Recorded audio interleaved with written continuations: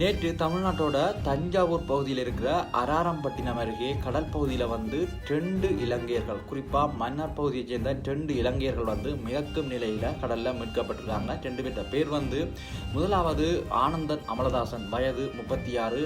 அடுத்தது ஜீவானந்தம் பரப்பிரகாசம், வயது 56. இந்த 2 பேரும் இந்திய கடற்படையினால் அராரம்பட்டினம் அருகே உள்ள கடல் பகுதியில் மிதக்கும் நிலையில் கண்டுபிடிச்சிருக்காங்க.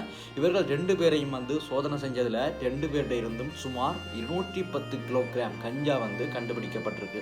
இந்திய கடற்படையினரால் கைது செய்யப்பட்ட இந்த 2 பேரும் தஞ்சாவூர் கடற்படை தளத்துக்கு கொண்டு செல்லப்பட்டிருக்காங்க. இந்த 2 பேர் வேலையும் சமுத்திர வழக்கு சட்டம், இதை விட பாஸ்போர்ட் தடுப்பு சட்டம், போதைப்பொருள் தடுப்பு சட்டம் போன்றவற்றில் வழக்கு பதிவு செய்யப்பட்டிருக்கு. 2 பேரிடமிருந்தும் கைப்பற்றப்பட்ட கஞ்சாண்ட அளவு 210 கிலோகிராம். இதன் பெறுமதி எவ்வளோன்னு பார்த்தா, இலங்கை காசுக்கு இந்த கஞ்சாண்ட மொத்த பெறுமதி சுமார் 4 கோடி ரூபாய் அப்படின்னு சொல்லப்படுது.